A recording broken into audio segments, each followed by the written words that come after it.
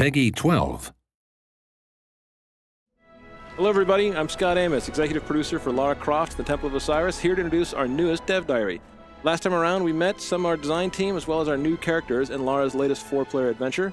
We also focused on the cooperation and competition mayhem that comes with 4 simultaneous players. Today, we're here to talk about one of the defining pillars and a fan favorite of this franchise, puzzles.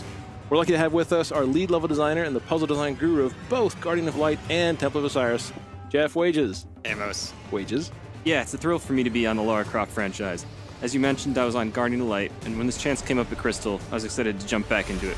There are a lot of things I learned from Guardian of Light and from my work on Tomb Raider in 2013 that I was eager to bring over to Lara Croft and the Temple of Osiris. And I had a few new ideas for puzzles that we can only do now with our latest mechanics in our 4-player design. Which is kind of Jeff's way of saying that when you get stuck or frustrated at some of these crazy things he's come up with, you can please address all of your hate mail to him.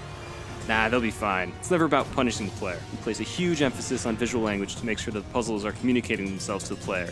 After that, they can cooperate and experiment and work until they find their own aha moment that solves the puzzle.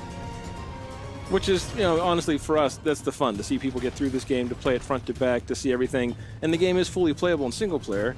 And co-op, people need to work together, though, right? Since we have 2 different classes, we split up their skill sets, so then we have these custom cooperative puzzles. As we said from our last diary, we've got archaeologists and gods. I'll let Jeff talk a little bit about their skills, but certainly having these characters that have different things. Jeff, give us a few examples of how these guys work together and the kind of things they can do.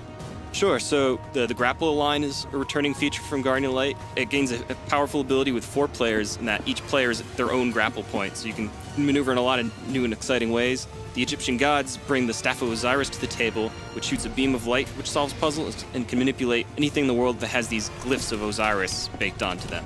So even like, when you had Toltec and Lara, where you had kind of these 2 different classes that were split up in the last game, right? Now we're talking about having these kind of puzzles where people not only have to work together, but even on the timing side of it. We talked about it with the last playtest. We watched people playing, saying, okay, I'm going to hold the staff, 1, 2, 3, and then they let go too early. Their friend jumps across, dies in the pit of spikes. Those seem like those great kind of cooperative puzzles that we're kind of striving for. Exactly. It's one of the fun challenges of designing puzzles that can scale from 1 players to 4 players. We try to add new interactive elements as more players enter the game.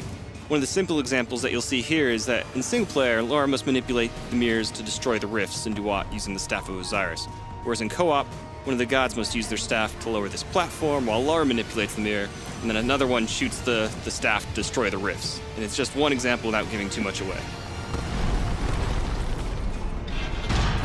And I know we have one particular snake boss called Apep that you'd put together, so you want to tell us a little bit about that guy? So yeah, this is Apep. He had rather humble beginnings. It was me, the designer, who first modeled and animated him and threw him into the game. And the first prototypes had these weak spots on his back that only the Staff of Osiris could affect. And then even after single player, I remember we had actually done it once where you had bunches of mirrors around the level, and then for multiplayer you started upgrading that a little differently. So we had this rough version that works with 1 player, and then we had to, how do we make it scale up for 2 players, 3 players, 4 players? How do we balance the puzzle elements with the combat? It's really taking these really bare-bone ideas and iterating through them with the rest of the team to bring it to its full fruition. It's important with these types of action puzzles and bosses that the player should know immediately what they need to do, and the real challenge comes from executing and working together to get that done. And that's where all the fun and hilarity ensues. Having a hand and a voice in everything that we build, we can make pretty extensive changes in a short time, kind of like the Oracle's Chamber area. Sure. We do a bunch of internal and external playtesting. This is one area where we really felt the need to inject a new flavor, a new theme into the game. So here's where we highlighted one of the elemental effects that hadn't gotten a lot of attention yet from us, which is poison. And this gave our artists an excuse to go crazy with the green, and the designers re-authored the combat to focus on poison.